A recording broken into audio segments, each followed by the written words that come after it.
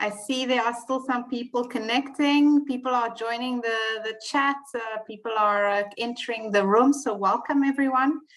We're going to give it a minute or two just to give everyone the time to connect. But while we wait, hopefully you can all hear me. So just to check, if you can maybe in the chat section, say hello and say where you're from.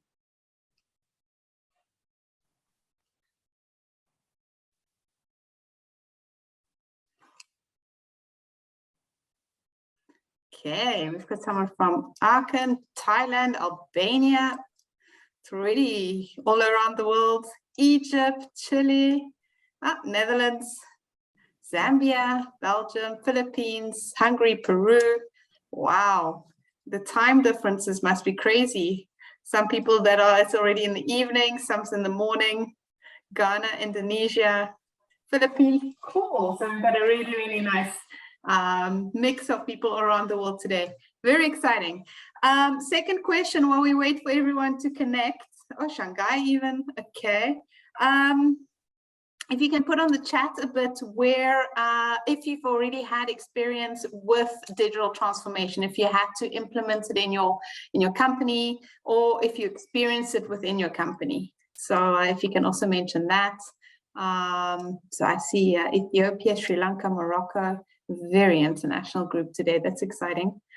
So yeah, if you've had any experience in digital transformation, please share that. It's always interesting to see that. Okay, so someone's done some leave application automation. Okay. Oh, someone's busy doing the implementation within the organization. That's always a nice challenge. Bhutan, Kenya, Ethiopia, great. Okay. Maastricht. That's just that's home. Okay. Well, I'm going to start sharing my screen now. I see that we have already quite a lot of participants. I see some have no experience as well. That's fine. I'll explain a little bit how today's going to go, and that it's a bit of everything for everybody. I see Cape Town, South Africa. Greetings, fellow Cape Townian. Right, so today we will be talking about digital transformation in disruptive times. So obviously what we're going through right now, the whole COVID thing has been pretty disruptive, and we will cover that as well. So in the presentation today, we're going to first, I will obviously give an introduction to who I am and who my colleague is. And then I will leave my colleague to take over. I'll ask her to come and talk to you about the digital transformation, and she's going to cover everything from what it is to the struggles, to how things are changing, and important things that you need to be aware of if you are going to implement it or experience it as an employee that is going through that. And then I'll take over again because I'll be looking more at the skills that are necessary to help with this digital transformation. And then the last part is just a little bit as well, in case you were considering applying to MSM, I'll cover also how we do that to help our students prepare for that, a little bit more practical information about MSM, about the program, and then most importantly, the questions and answers. So during the whole webinar, if you do have questions and answers, please don't hesitate to put them in the chat, in the Q&A. There's a Q&A tab that you should be able to use to post your questions. My colleague Wendy will be making note of all those questions, and we will be answering them at the end. Unfortunately, during the webinar, it will be very difficult for us to see the questions. That's why we'll be answering them all at the end. I hope that's okay for everyone. So just a very brief introduction, firstly of myself. So my name is Hermina, and I am in charge of everything that's non-academic at Maastricht School of Management. So I manage the enrollment team and the career services department. And because of that, obviously the soft skills falls under that department as well. And so I'll be covering that section of the talk today. Adriana, if you can introduce yourself. Hello, good afternoon, everyone. So it is a pleasure to be here this afternoon together with you. I hope you will enjoy our webinar and especially my lecture. So my name is Adriana Seclaman, and I am a lecturer at Maastricht School of Management. I am usually teaching courses like digital transformation, digital commerce, or strategy for the digital businesses, and change management. But what is interesting, and I am really passionate in the last year, I have been focusing a lot, it's about how technology can help organizations to meet the SDGs, so to meet the Sustainable Development Goals. So thank you so much for being here this afternoon. Hermina, please. Thank you, Adriana. I'm looking forward to hearing what you've got to say today. Just quickly, a little bit about MSM, just to establish who we are. For those of you that don't know Maastricht School of Management, we are one of the oldest business schools in the Netherlands, founded in 1952, which means, for those of you good at maths, we are celebrating our 70-year anniversary this year. And basically, we specialize in anything to do with management and business. In fact, we don't do anything else. We just have our MBA programs, and then a master in management programs, and then the short programs, which also, once again, delve deeper into management and business topics. And very important are the accreditation. So students that do a degree at MSM are guaranteed that their degree will be recognized worldwide through the AMBA accreditation and the various other accreditations as well. Our MBA and our Master in Management, as mentioned, they've ranked very well. We've got a very solid program, which we're very proud of. But once again, that's not the focus of today. But I just wanted to give a little bit of a background of MSM before we start the actual topic. So there we go. Adriana, I'm going to stop my screen now, and you can start sharing yours and explain everything about digital transformation and what we need to know. Thank you so much, Hermina. So I hope you can see my screen. For sure, you can see the screen. So yes. I will start my presentation today with this infographic. So how much data is generated every minute? In an increasing digital world, intensified by the outbreak of COVID-19, 2020 has introduced a new era where technology and data have taken more significant roles in our daily lives. As we learn to adapt to this new era, data never sleeps. Data is constantly being generated in clicks, reaction on social media, share, rights, transactions, streaming content, and so much more. An example of how digital technologies have become a part of our everyday life is this infographic, which once again demonstrates what happened within 1 minute of human activities with the use of digital technologies in 2020.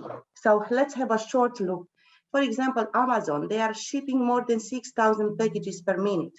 Or Twitter, they are gaining more than 300 users per minute. Or Facebook, the users are sharing more than 1,500 messages. LinkedIn, user apply for more than 60,000 jobs. So we are living in a world which I would say directed by the data.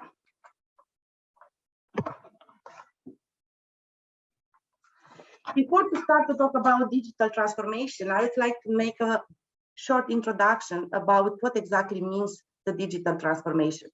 We should understand the difference between digitization, digitalization, and digital transformation. Digitization is the process of transitioning from analog to digital.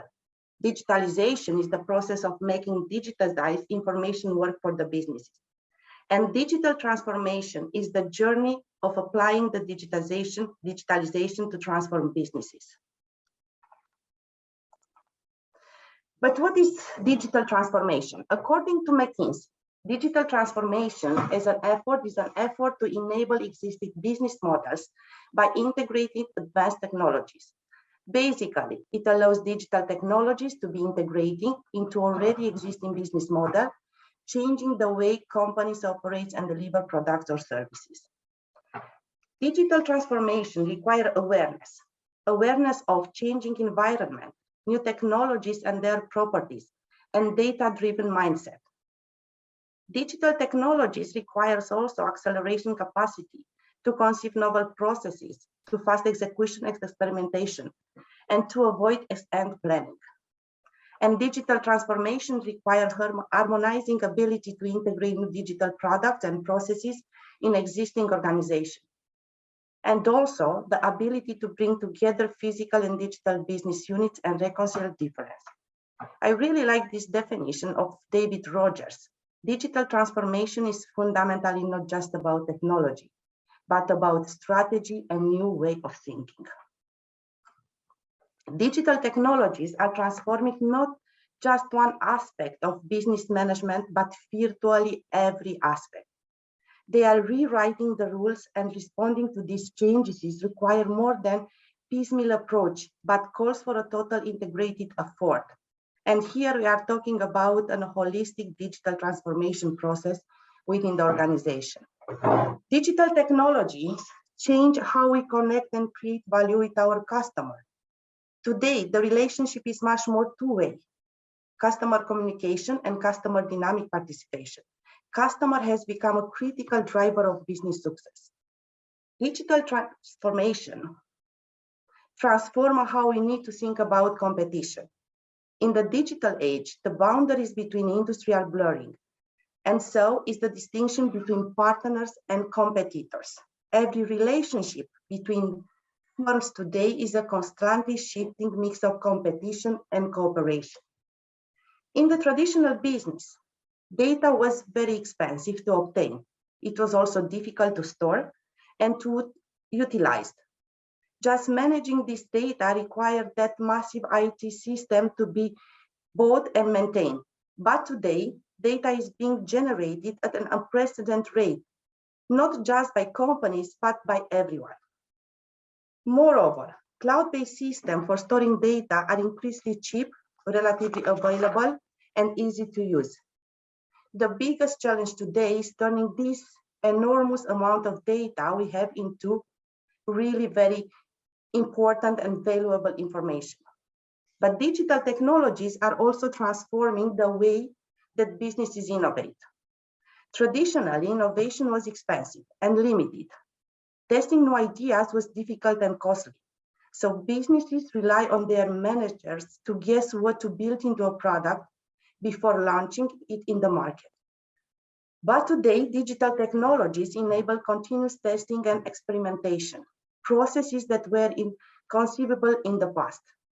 So constant learning and rapid iteration of products before and after their launch date are becoming the norm nowadays. And finally, digital technology forces us to think differently about how we understand and create value for the customer. What customers value can change very quickly, and our competitors are constantly uncovering new opportunities that our customer may value. So adapt value propositions to stay relevant to evolving customer needs and landscape.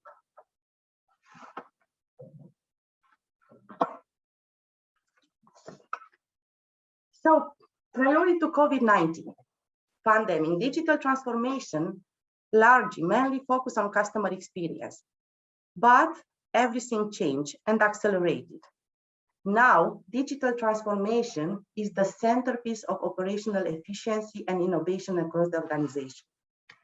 According to a new survey of McKinsey Global Survey, the companies have accelerated the digitization of their customer by 3 to 4 years. And the share of digital or digitally enabled products in their portfolios has accelerated by a shocking 7 years. The leap is even greater in the countries from Asia. Nearly all respondents of the survey say that their companies have stood up at least temporary solutions to meet many of the new demands on them, and much more quickly than they had thought possible before the crisis. The findings, this kind of findings of what McKinsey did, suggest that during the crisis, companies have profitably refocused their offerings rather than made huge leaps in product development in the span of a few months. Putting digital at the heart of the strategy. According to another survey, but this time done by Deloitte, digital mature organizations are much more likely to approach digital transformation strategically and place digital transformation at the center of their strategy. In fact, the more digital major companies in Deloitte study were nearly twice as likely to say the digital transformation was the central pillar of their strategy than companies of lower digital maturity. For every organization, therefore, a strategic approach to digital transformation is very crucial. Digital possibility must shape strategy, and strategy must shape digital priorities. To survive and thrive in this uncertain and rapidly changing world, organizations will need to innovate at speed, keep pace with technological and industry change, and cultivate greater resilience. These are among the leading reasons, and I am talking here particularly about the private sector, that leaders are investing in digital transformation. The shift from digital as an enabler of the strategy to digital as the linchpin of competitive strategy comes. Before long, most organizations will have extensive digital capabilities. But nowadays, organizations that don't digitize in the next 5 years will be doomed. Companies will need to be digital to play, but they will need the right strategy to win. So according to Deloitte, the digital is a key differentiator in most of the industry today. So nowadays, embracing digital is not anymore a long-term imperative, but a must as digital shape the new normal.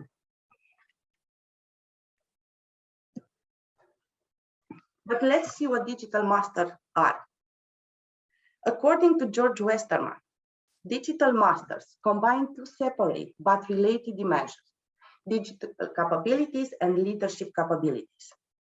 They are companies that are succeeding in their digital transformation journey. Digital masters know how and where to invest, and their leaders are committed to guiding the company powerfully into the digital future. They are already exploiting their digital advantages to build superior competitive position in their industry. So what a company invests in matters, but how it uses this investment to transform the company is the key to success. The digital capabilities, here the digital masters know where and how to invest in the digital opportunity. The size of the investment is not as important as the reason, the impact of the investment. Digital masters see technologies as a way to change the way they do businesses, how they engage with the customer, how their processes are, and here we are talking about international operations, and even about the business models and digital platforms. For these companies, new technologies such as social media, AI, mobility, analytics are not goals to attain or signal to stand their customer investor. These technologies are tools to get closer to the customer, to empower their employees and transform their internal business processes. And the leadership capabilities, here we are talking about the how of leading change. And for the digital masters, committed leadership is more than just a buzzword. It is the lever that turns technology into transformation. Executive in every digital master steer the transformation through strong top-down leadership.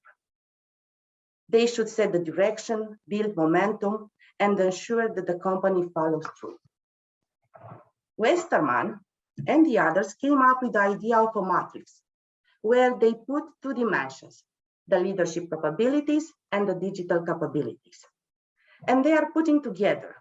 And here they are coming up with 4 levels of a matrix.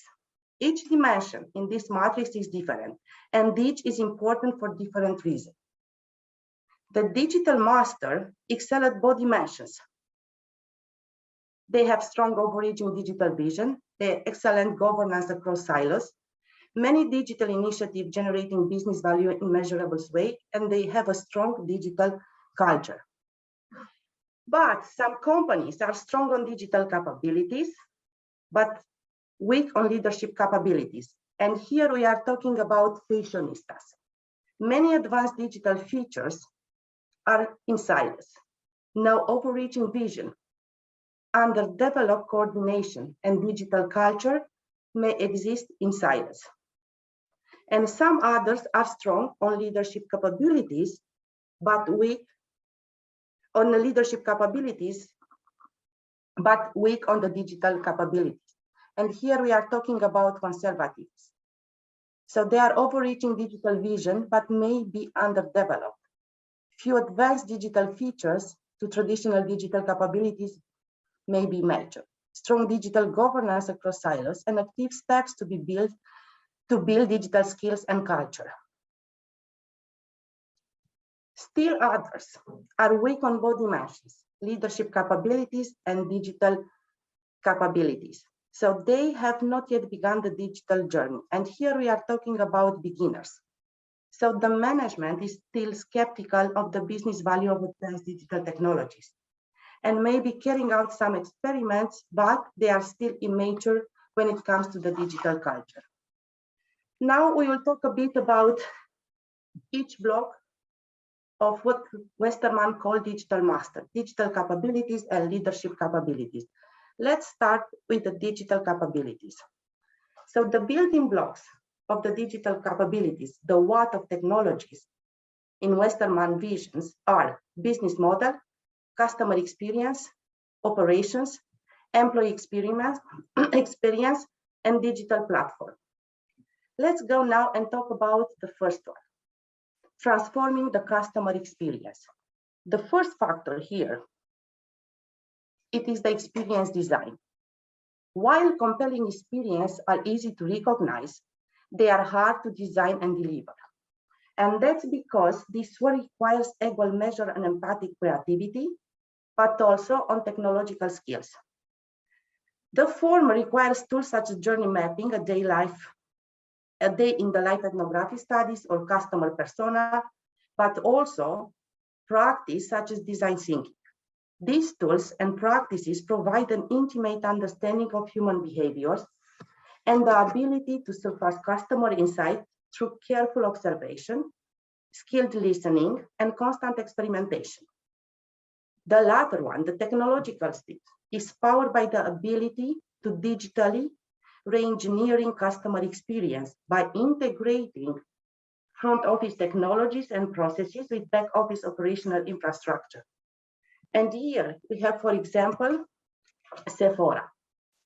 What Sephora did, they transformed long-standing customer pain points around sampling and purchasing cosmetics into a compelling, digitally powered customer experience.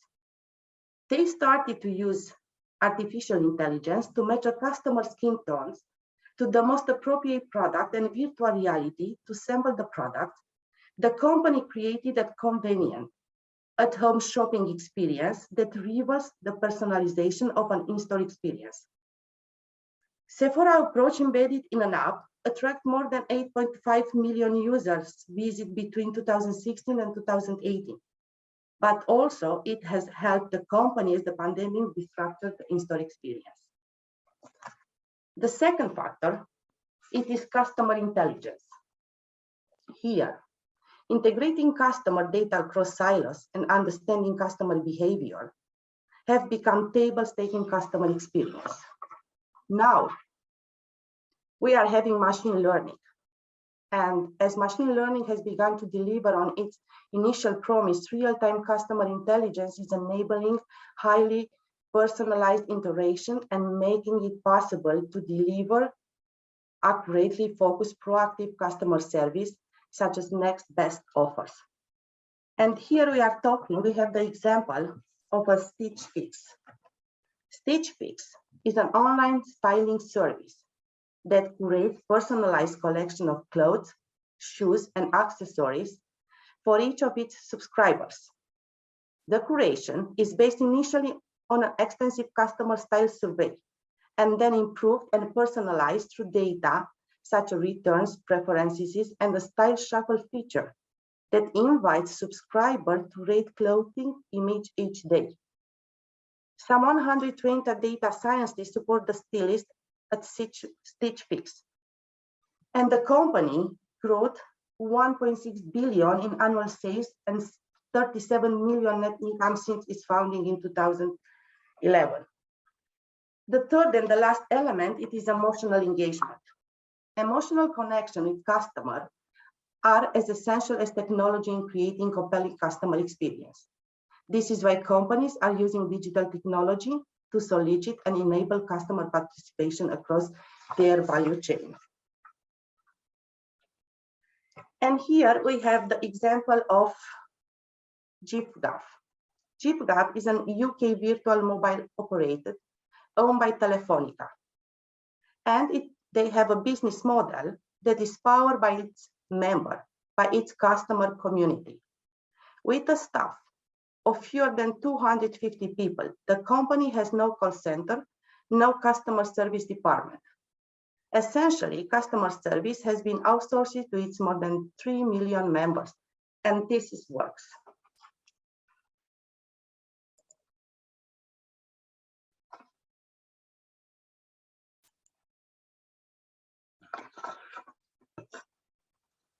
And now we are talking about transforming operation. As ever, well-managed operations are essential to converting revenue into profit. But now we are seeing a shift in the focus of digital transformation in this arena. Advancing sensor, cloud, machine learning, and IoT are allowing companies in every industry to transform their operational capabilities. But in addition, leaders are seeing how operational excellence can move beyond back office efficiency to enable engaging customer experience and business models that competitors cannot copy. This operational transformation, according to Westermans, is occurring in 3 different elements. The first one is the core process automation. Even if some companies are still implementing traditional automation approaches, such as enterprise resource planning, manufacturing execution, and product lifecycle management system, other companies are moving beyond them to digitally reinvent operations. And here we are talking about Amazon distribution center deliver inventory to workers rather than sending workers to collect inventory.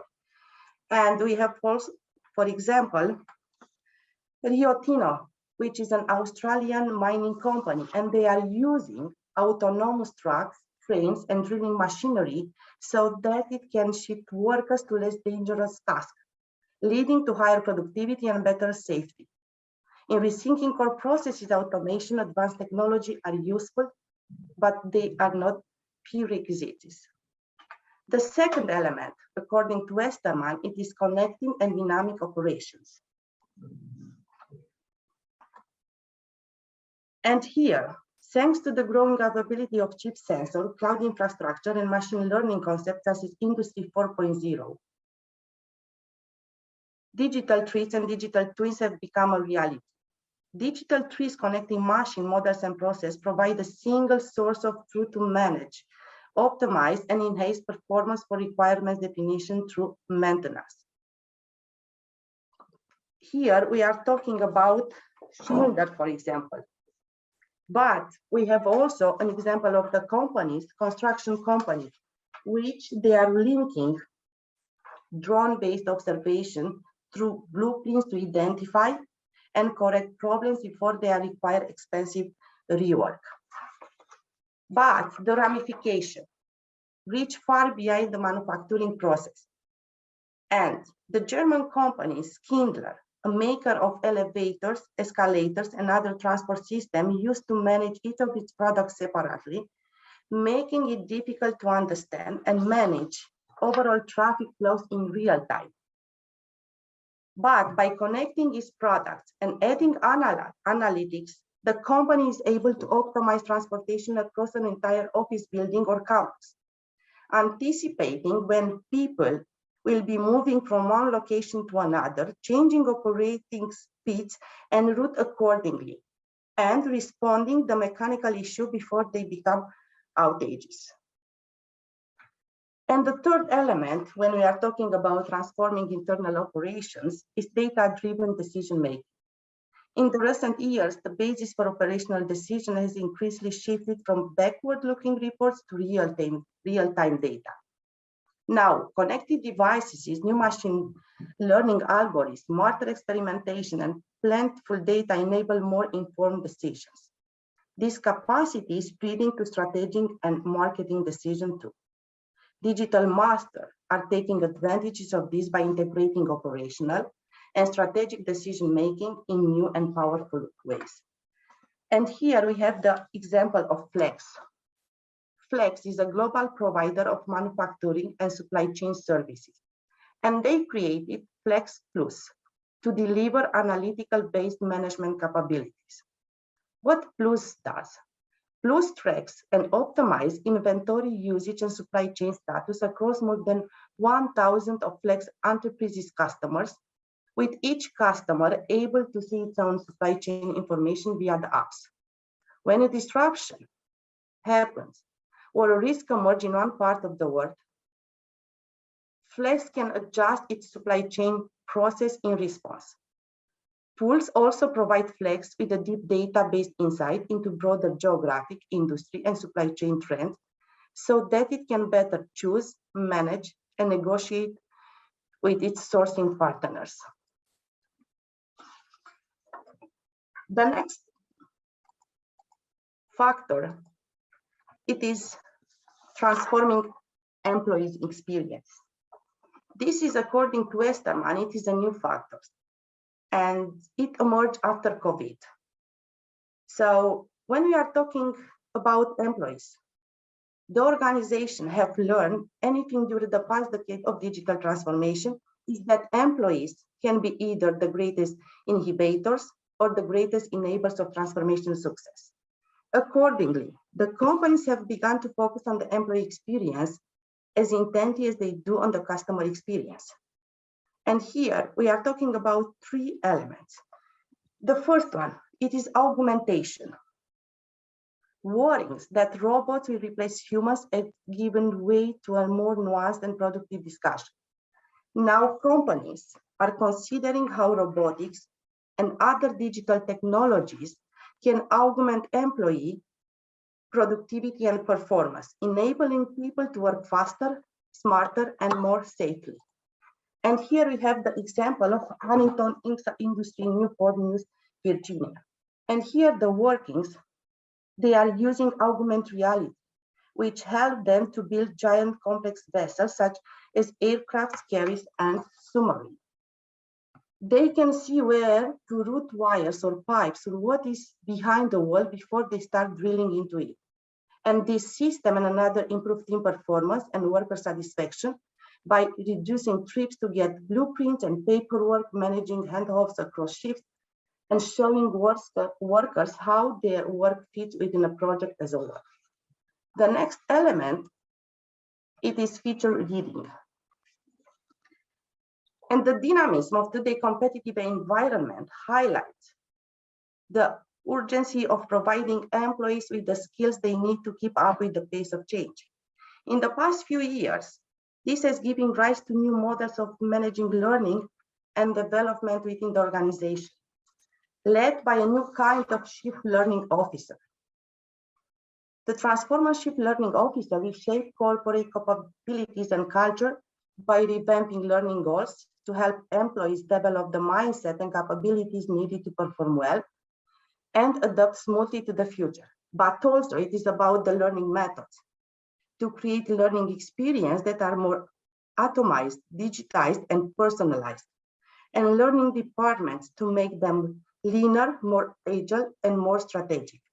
By transforming the learning and development function, these leaders ensure that employees have the capabilities they need to embrace digital technology and drive business transformation. And here we have the example of Cargill. Julie Durbin, the global head of corporate learning and development at Cargill, said that unintentionally, they created a learning culture where only a select few got access to high quality training. We have been fundamentally changing how we design, deliver, and shape this learning experience to be able to reach exponentially more learners with high impact learning. The food and agriculture company is shifting its mix to incorporate more digital than in-person experience, even for senior executives, and learners appreciate the change.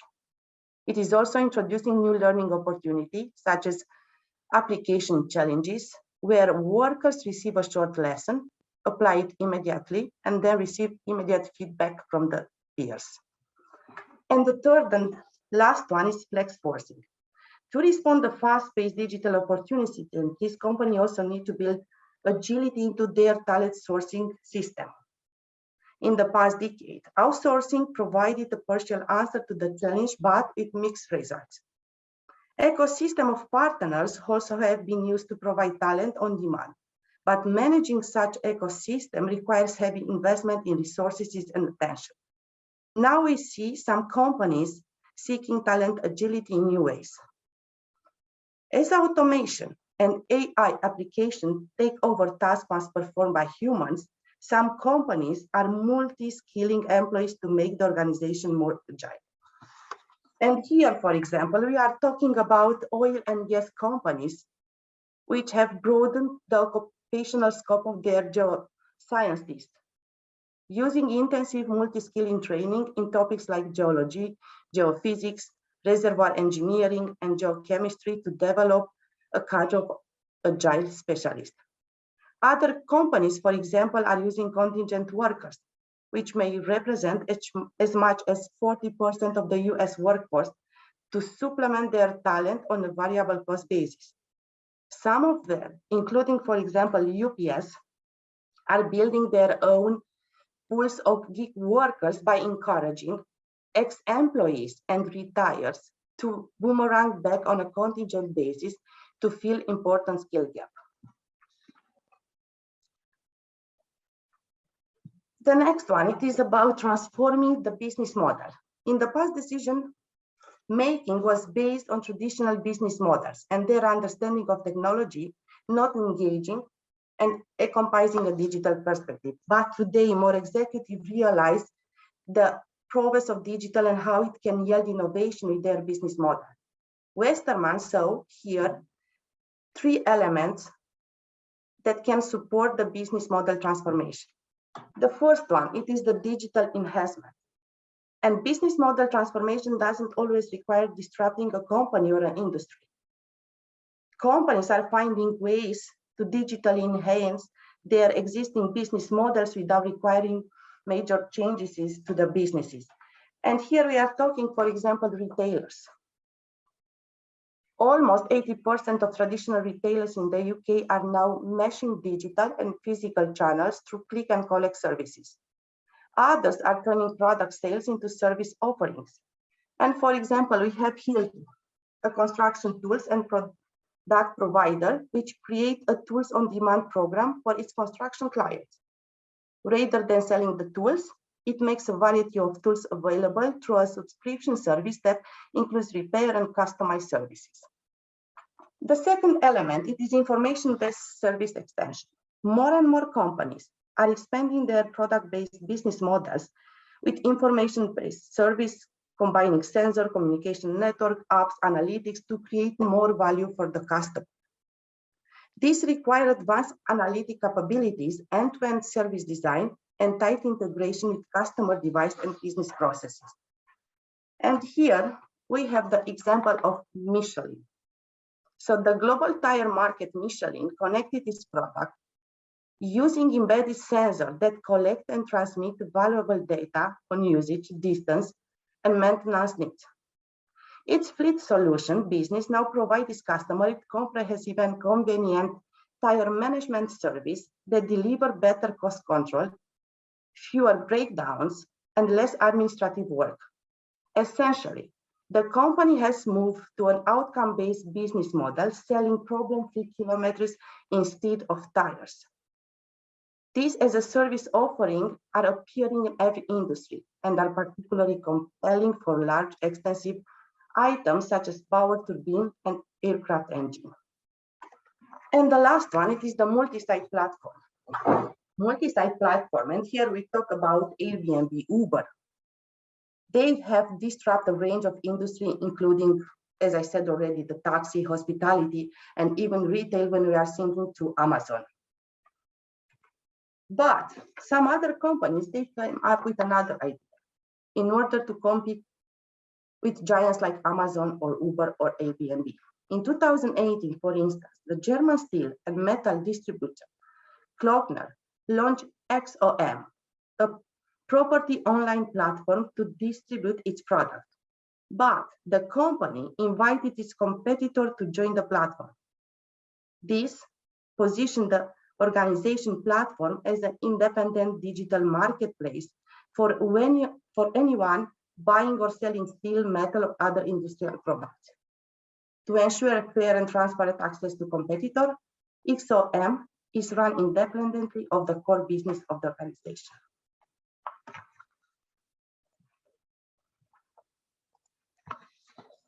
And the last one, it is transforming the digital platform. And here Westermann is talking about the core platform. So this is a strong foundation for operational and transactional system, back office system of record that power a company key processes. This core platform and organization technological backbone should be all well structured, well managed, and only as complex as really needs to be. The second factor, it is the agile externally facing platform.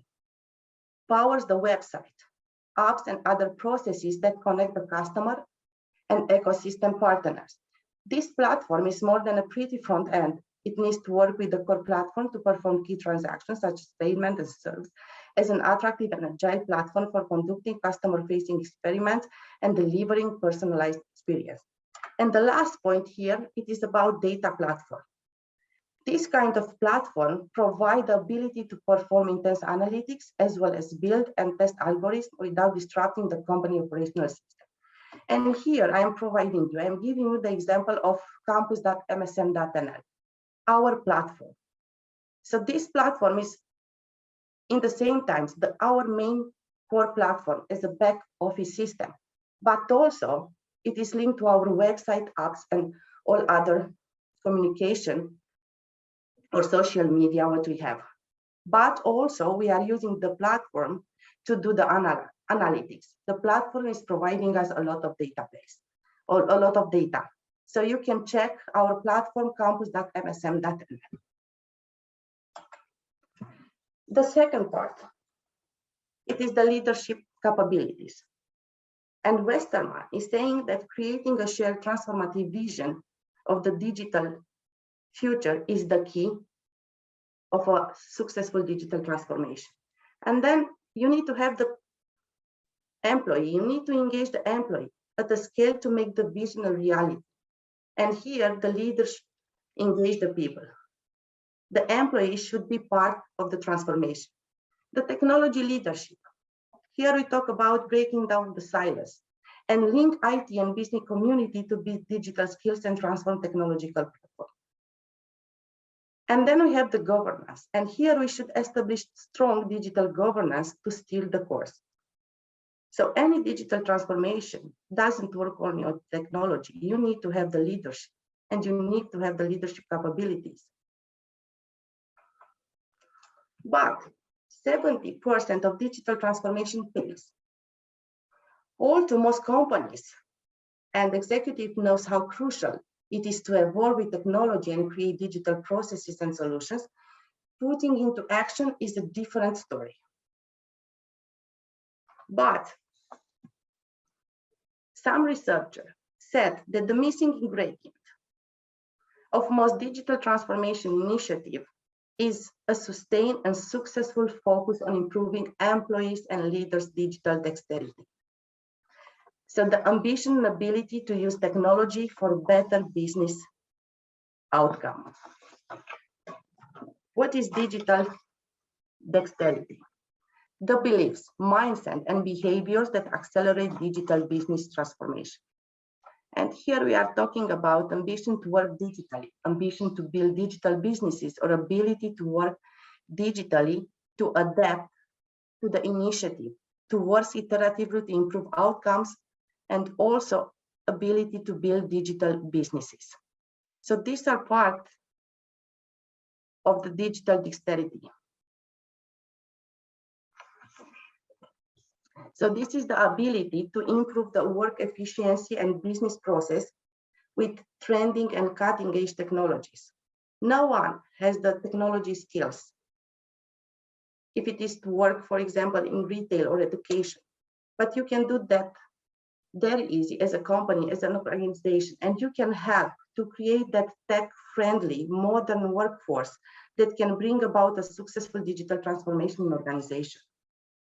For instance, digital dexterous organization use digital analytics software to gain accurate and in-depth business insight.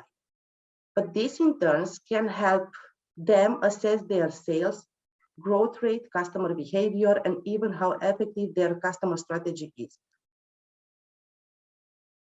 Digital dexterity is about the methods as well as the mindset. Apart from learning about new technology, it's determined by the employee's willingness to put in that extra effort for better business outcome. Let's see 4 ways company can foster digital dexterity. The first 2, it's about be the champion. The organization should make people your top priority and support them in embracing the latest consumer technologies and ways of working, providing safety and encouragement to those who are learning, promoting diversity to counterattack biases and fuel innovation in your initiative and decisions. The organization should model it. The skilled IT team to be a model for digital dexterity across the wider organization. Invest in workforce analytics, reskill IT teams, cultivate a growth mindset culture, and position IT as a microclimate to help incubate digital dexterity in the broader organization. Collaborate with the business leaders. So here you should partner, the organization should partner with other business peers to co-develop an organization digital dexterity program and strategy. Co-develop a digital vision and a strategy with your business partner. You should partner with HR to develop and acquire the needed skills to enable the employees, share success and challenges of digital dexterity in action, and unleash digital dexterity in the workforce. The organization should encourage digital diversity across the organization. They should create that digital workplace program that will boost the workforce digital dexterity, gain a better understanding for the needs of the workforce, and deliver an engaging experience for employees by exploiting technique which are based in the behavioral science, such as personas development and design thinking. So these are the 4 ways company can foster the digital dexterity within their own organization. And as the main conclusions, digital transformation is a journey that never ends. Thank you so much. This was my part. If you have questions, I will answer at the end of the session. So Hermina, please. Yes. Wait. Yep. I think I stopped sharing my screen, yeah? No. No?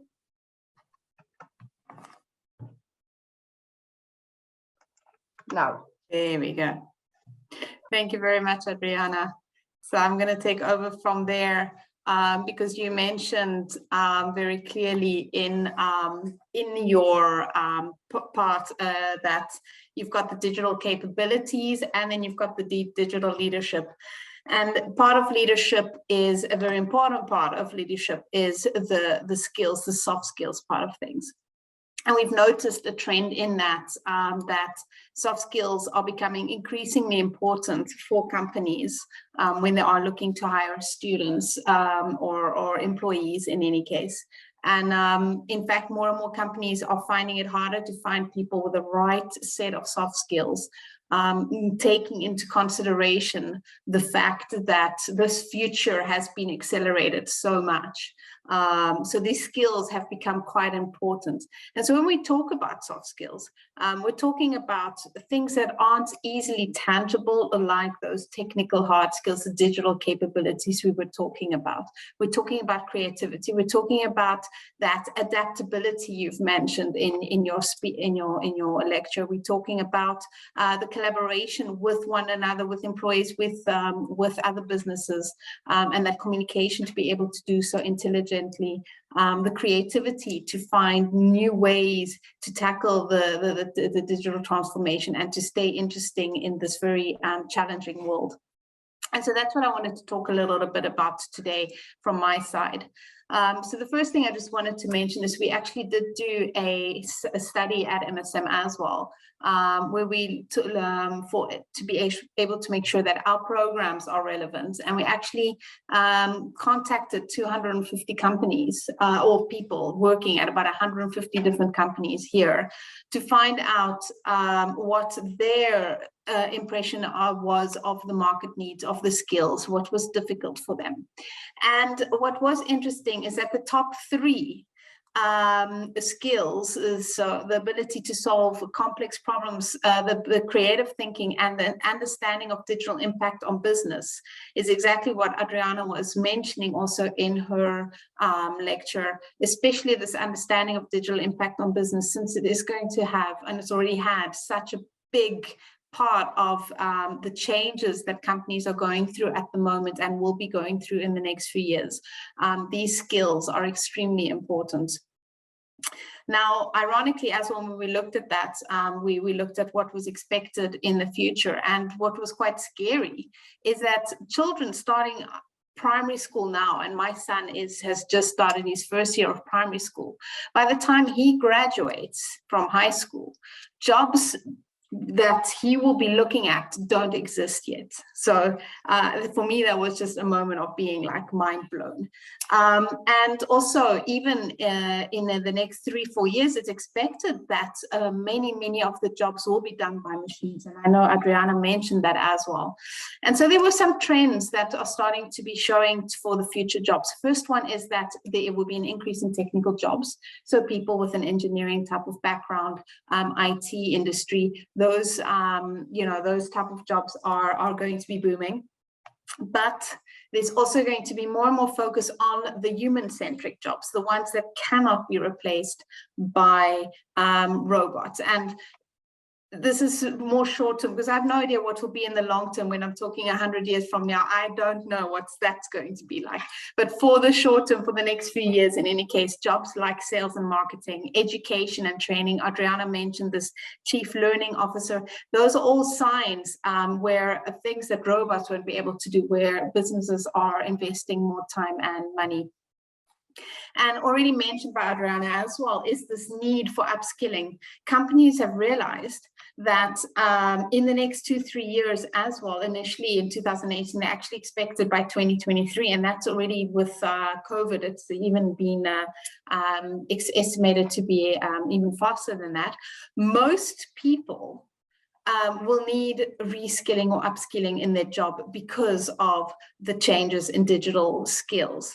And this is going to cost a lot of money for the employers, and the importance of not only upskilling and reskilling the staff and the employees, but also to get them motivated, as Adriana mentioned, the transformation of the employee experience. This has become a bigger focus of companies than it was in the past, which is a good thing. But that's also why soft skills are so important.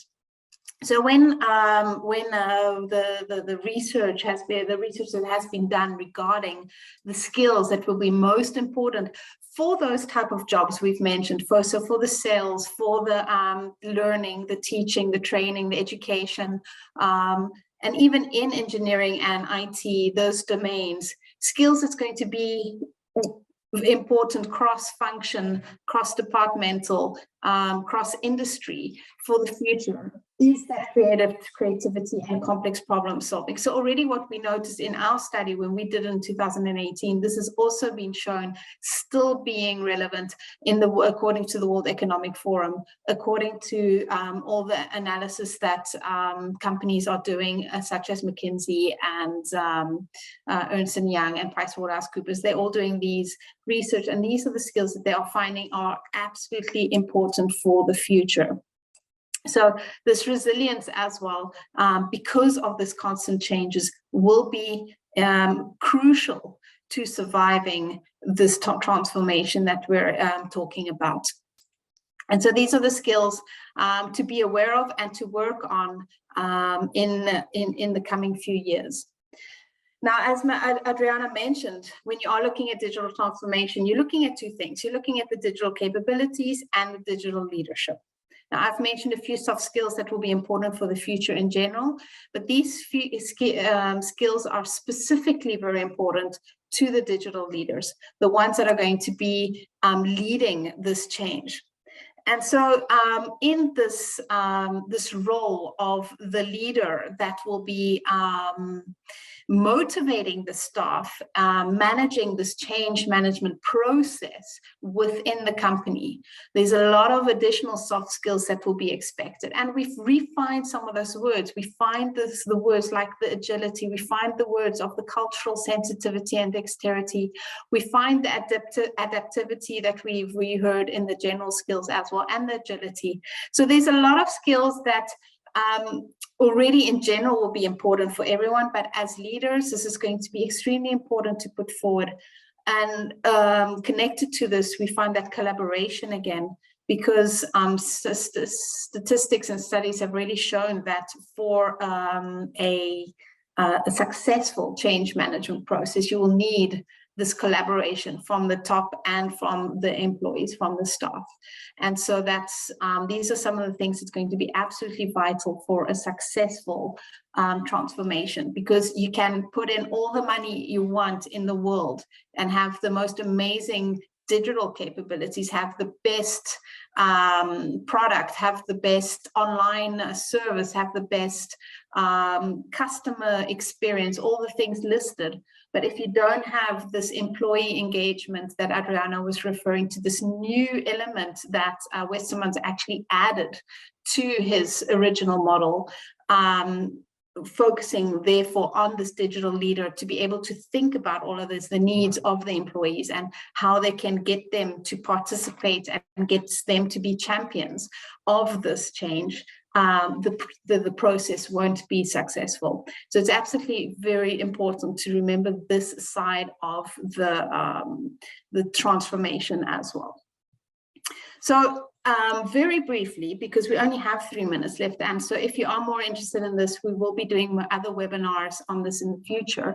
But I just wanted to mention that at MSM, we believe, and this is sort of the way we focus on our studies as well, the teaching, is that you need to look at it as a whole. The technological revolution that we are experiencing, this digital transformation that's been sped up. For us, the ideal situation, and that's what we try and teach our students as well, is to look at it in a combination with how you can use this to improve the sustainable development, and at the same time combine it with entrepreneurship and innovation. And so that's very important. Those are our 3 pillars of focus, and that's also something that we try and make our students more aware of. And we do this by case-based learning and assignments. We do this on giving hands-on options for the thesis and the group works, once again to stimulate that collaboration, to stimulate the communication and the influencing skills, to stimulate learning about what's relevant and what's happening in the world right now. Actually, ironically, I know Adriana and I gave a similar type of presentation on digital transformation a few months ago in October, and she had to basically review all her slides simply because in those 4 or 5 months, so much has changed in the digital transformation world. And so that's also very, very important to stay relevant in that field. And so the students will also get that experience by meeting companies and having that guest lecture and the simulation games to experience it themselves. For the curriculum focus, I'm not going to go too much into that, but I just wanted to highlight again that we do focus on all 3 pillars that I've mentioned. So you'll see the digital transformation and the entrepreneurship and the leadership and the cultural diversity and the change management and the sustainable development, well, the corporate responsibility. So we try and really encourage the students to become more and more aware of this, and as much as possible to future-proof their knowledge for the careers in the future. We also have extracurricular focus, and not just the academic side, but the non-academic side. And then we do there in this specific part of the studies, so that for the career and personal development track, we actually really do focus much more on the soft skill development. So we do this through workshops, through competitions, through networking and social events, and then also with a lot of personal development workshops. So we do test psychometric tests, and we develop career plans based on the strengths of each person, so that people really have a good idea of what's going to be useful for them for their future, and which soft skills they can use and develop to be future-proof, if we can put it that way. So a few minutes left, but just a little bit about the practical information in case you are interested. But we do have 2 programs at MSM, the MBA, as I've mentioned, and the Master in Management. We will be doing several more webinars about that. So if you want to know more specific information about the scholarships that are available and about the programs, you can definitely connect with them. The application process is quite simple. All of that is pretty well explained on our website. You can also, as Adriana already mentioned, experience the digital transformation that we're trying to implement ourselves as well at MSM by going to check out our campus.msm.nl portal. You can always reach out to some of our staff or our students. We've got much more videos also online, so don't hesitate to check that out. And then most importantly, as mentioned, we do have other webinars coming up. So if you are interested in knowing more about our programs, which was not the main aim today, please don't hesitate to join one of those webinars. So that is on the dot, 4 o'clock. And I see that there were a few questions during the presentation. Now, for those of you that have had all the information that you need, please, I know we said it would stop at 4, so please feel free to leave. Thank you for staying. For those of you that are interested in hearing the questions and answers, Wendy, how about you lay it on us? What are the questions? Yes, sure. Well, the first question is from Edgar. Hi, Adriana. When you mentioned about the George Westerman's quadrant, if necessary, previously to measure the digital maturity index of the company to obtain the status as is, and then to move forward to another. I'm not sure if you get the question right. Otherwise, you can check yourself in the Q&A box, and then you can read the question once more, Adriana. Yes, okay, now I understand. So the George Westerman, at the end of his book, which was published, I think, in 2011, is providing the digital mastery self-assessment, which each organization should take before to start the digital transformation, because they need to see where they are placed in that quadrant. If they are beginners, fashionista, conservative, or maybe they are already in that digital master level. So once you answer to the questions of the self-assessment, then it will be easy to assess the level of the digital maturity of the organization. And even each question is made to see where you should improve, where the need is the most. Is it clear, Edgar? I'm sure it is. Well, then we go to the next question. It's from Rael. Regardless of whether one is pursuing a digital transformation job or one of the other IT positions, there will certainly be a few questions that focus on digital initiatives. I have 3 questions for both Adriana and Hermina. The first one, how well do our transformation initiatives set our strategic and financial objectives? So how well do our transformation initiatives set our strategic and financial objectives? I can answer a bit of this question if it is okay, Hermina, and you can add others. So you should keep in mind that digital transformation, it's always a top-down approach. A digital transformation process is start with the visions. And here you need to think to change management, which also starts with the vision. So you need to have that vision. Once you have the vision, then you need to have the strategy. And then it comes the financial part. And as I said already early, nowadays the organization, they need to embrace the digital transformation. in order to survive, they need to do something. So they cannot wait too much. Okay. Hermina? Okay.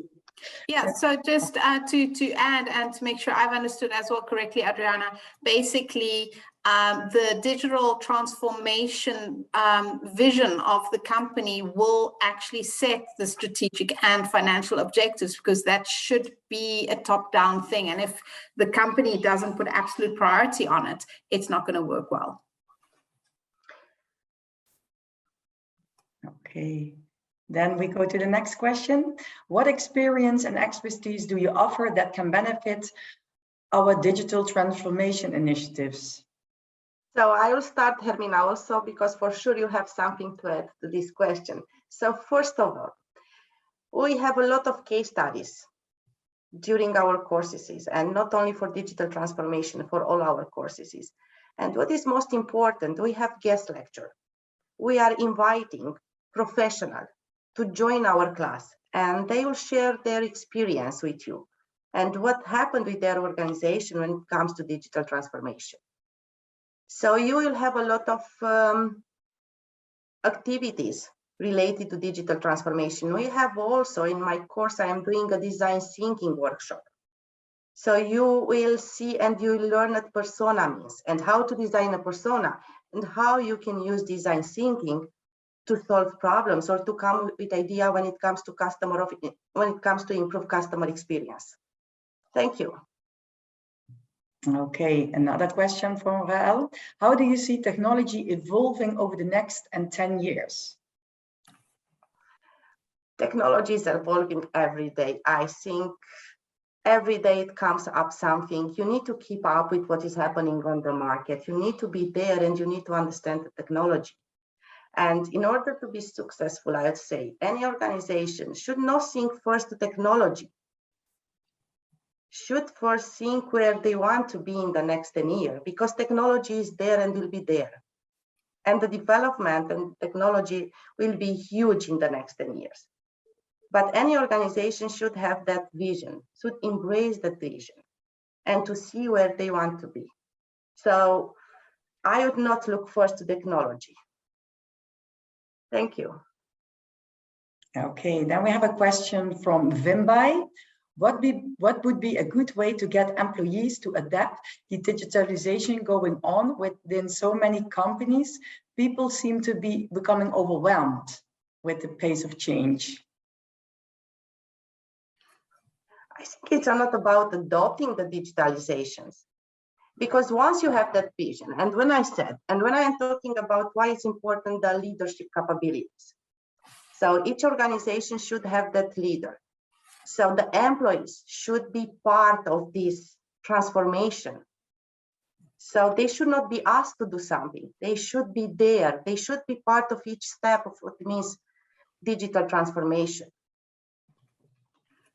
Yeah, if I can add to that as well, this is effectively, we were talking about the digital leader, and a digital leader's job is to manage this, and it is extremely complicated. It sounds great on paper, but in real life, there is a lot of resistance. A lot of people saying, but it always worked well the way we did it. Why do we need to change now? And it's not easy. This is where something like change management, psychology, understanding people, listening to them, but also training them properly and making them excited about the opportunities can make a huge difference. So the way that the leader adopts this and implements this is going to make a huge difference. So if a company just says, this is it, do it, live with it, get on with it, you're probably going to have a lot of resistance. If you got a company that actually then says to the people, look, this is what we are aiming to do, this is our vision, these are the things that we're implementing, what ideas do you have to make it better? Then you're already making it a collaborative effort, and you're going to probably get the people more excited about the whole experience. And even then, you'll always have the resistors, and that's a whole different approach. But this is not this today. We're not going to talk we could talk all 2 hours on that. So that's not the point. But it's a very complicated thing that requires a lot of leadership skills and capabilities. Yeah, and just to add something, if you think back what I said about the chief learning officer, it's also a very important role what this position is having within the company. Yeah. Thank you. So then we have a question from Vanessa. While engaging in digital dexterity, are there risks to be taken and mistakes to make? How can they be averted or perhaps corrected? I think we are human. It is normal to do mistakes. And saying once again, and what Hermina said, the importance of that leaders, the digital leaders. So it's about making people, you know, I was the project coordinator for the implementation of the system at MSM. It was a challenge for me. And it was a challenge to make the people to believe in that system, to make the people, because you need to change the way of working. And it's not only about the changing the way of working, it's about changing the way of thinking. It's another process. It's something which is really different that people have done in the past. So I think you need to make the people to understand that doing mistakes is normal. And I would suggest you to go for choosing a champion.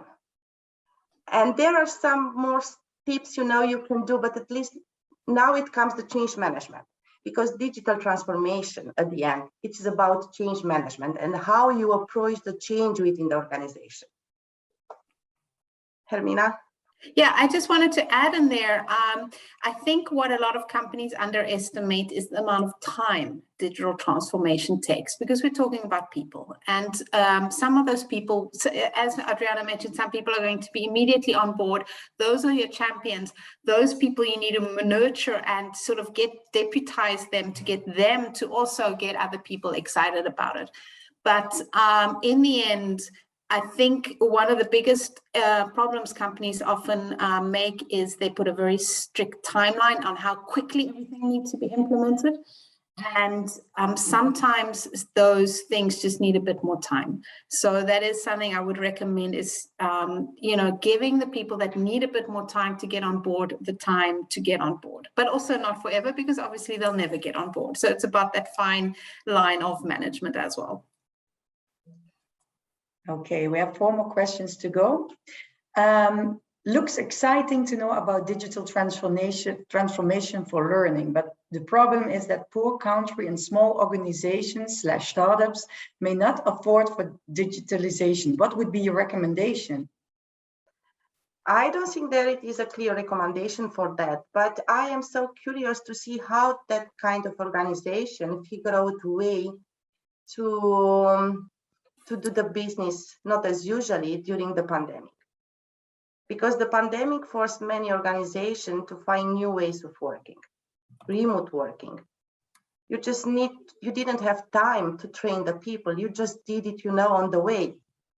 I know the small organization, they don't have the necessary investment financial. They are not so well in order to get all the technologies. But when you are talking about digital transformation happens over the years. You should start, for example, just with the small selling online. And as retailers did during the pandemic, they just move online, just joining to a platform or just having a small app or a website. So I think there are always some ways to find, you know, the right way in getting to the digital transformation of small and organization. Okay, then we have a question from David Uta. What would you advise about the security challenges parallelly increasing with digital transformation, especially with higher education institutions? Security challenges. Honestly, and especially when it's come to higher education, as far as I remember, we haven't been hacked. So what means exactly security and what you want to say through security challenges, we do not have this kind of problem at this moment. But I think once we have been digitalized, we have been first before to buy the platform. I think the management team was discussing, or our IT manager was discussing stuff like that with the company, you know, who sold to us the system. So I think they're always, when you are implementing such a platform where you are starting with the digital transformation, and especially the IT people are also looking into that. Okay. And then another question. Do you think technology will take over the job that are doing by human? What would be the role of HR manager? He, she is always not to be required when everything is taken over by technology. What is your view? Still, HR profession will be essential? I think that the technology will not take over the jobs. The technology is just making the organization and the people more efficient. As I told you when I was talking about transforming employee experience, and Westerman noticed, it is about, I had the example of the augmentation. The augmentation can make the organization, can make the teams more efficient, the internal operation more efficient. And even if you have the HR, the artificial intelligence, machine learning they are using, I think it also helps for the HR management team. Instead of checking thousands of CV, nowadays the technology, it helps the team just by saving a lot of time. I don't have so much experience when it comes to HR, but I would say the technology will never replace our jobs. We will be helped by technology, it will make our life easier, it will improve the business processes, internal operation, but the technology will not take over our jobs. I would be slightly less optimistic. In the sense that I do think technology will take over a lot of some of the jobs. So what 10 people would have done in the past, you would only now need 2 or 3 people to do, with technology doing the rest. But there are new jobs being created because of that. And so that's where also the upskilling and the reskilling is important. So, you know, it's not that suddenly everyone's going to be found that they're jobless. It's just about adapting. And that's why we kept saying this agile mindset is such an important thing for the future, because we need to constantly adapt to whatever is going to happen next. And when I every now and then hear about these new robots that are coming out and doing incredible things, and I mean the self-driving cars, and I mean things are moving so fast. I have no idea what it's going to look like in 10 years. I cannot say whether our jobs will be replaced or not. I'm just not an expert in that field. I do agree that in a lot of places, what Adriana said, technology will actually help us to do our jobs better. And I think that's amazing. So we shouldn't see technology as the enemy. But I also think that it's extremely important for us to stay at the forefront of these changes and really be adaptable to the situation and keep our profiles interesting to stay relevant to the future. Okay, and then we have the last question. So you said so. Is it possible that a company has to eliminate employees who cannot adapt to digital transformation, or do you think it still needs time? Because as someone who working in an IT company, I see a huge gap between me, who knows a little bit about digital transformation, with my senior who knows nothing about digital transformation. Digital transformation is not about technology, and I am saying once again, digital transformation is about improving operations. It's about making business process more efficient. Yes, you are saying here that has eliminated employees who can't adapt to the digital transformation. I think it's not only about digital transformation, as Hermina said. Nowadays, the new generation and nowadays the workplace require the employees to be more adaptable, to be flexible and agile. And I am not talking only about digital transformation, even that skills to use a system or to use an app, to use a platform. This can be learned. And this is what I say about the future reading, that the companies need to train the people, need to train the employees. And then you have the flex forcing. There still need a lot of people who needs to go back, for example, what UPS did in the US. I would say that it depends also by the management of the company. So I cannot say that the employees will be eliminated or not. So it depends a lot by the internal culture of the company, I would say. Yeah. And also the country you're living in. some countries it's much easier to lose a job than in other countries. So it's basically, if you're not capable of doing your job, why should you stay? And that's digital transformation or for something else. So it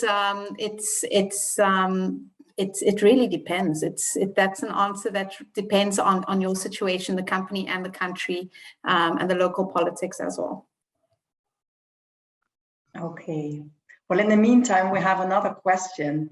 Shall we do this last question or? Yeah.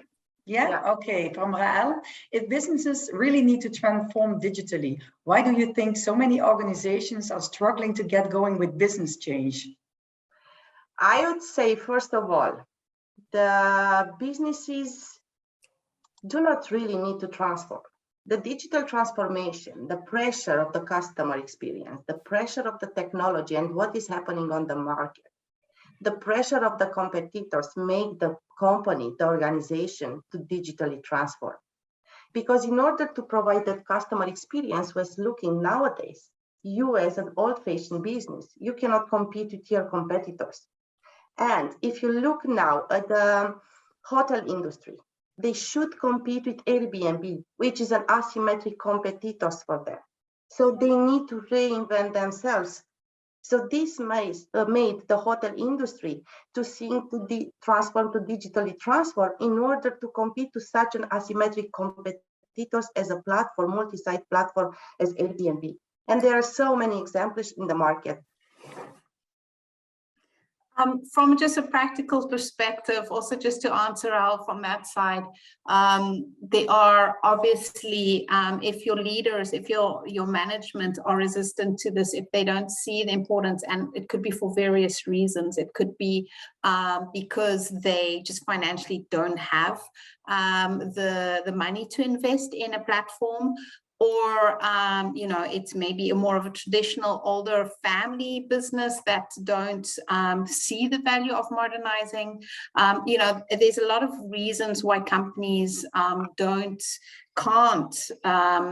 digitally transform, but it will make the difference in the end between a surviving company, a thriving company, and one that's struggling to keep going.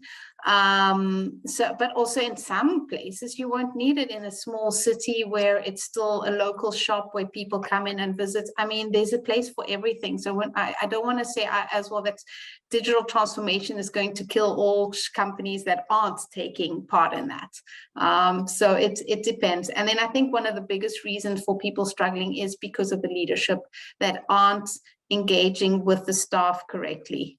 So once again, as Adriana mentioned, it's a combination, digital capabilities and digital leadership, and you need both for it to be successful.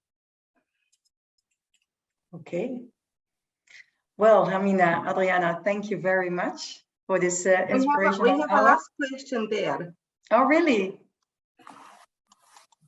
A last one. Within digitalization, how augmented reality and emotional intelligence can be combined? I don't know. It's quite difficult. Yeah. Really, it's quite a difficult question for me, because the emotional intelligence is about recognizing and understanding and manage our own emotions. And these emotions sometimes are influenced by the others, but in the augmented reality, you more or less cannot do that. But I saw a very nice application, what Ethan.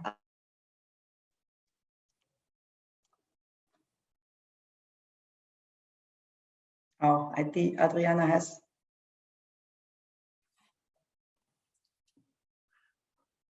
Yeah, it seems like she's stuck there. Virtual reality and combining augmentation, augmented reality with emotional intelligence.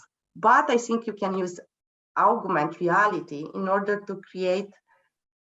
I think for the younger generation, it will be very interesting. For me, no, I would say no. But for Generation Z or for younger generation, it will be very, very interesting, this combination of augmented reality and emotional intelligence. And that was really the last question, I think. Yes. Okay, well, I just want to say thank you, everybody, for joining.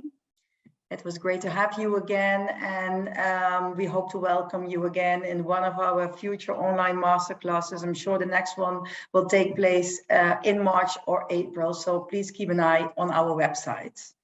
And Hermina and Adriana, thank you again. Thank you very much. Thank you, everyone, for the excellent questions. Yes. Thank you, everyone. Thank you, Andy. Bye-bye.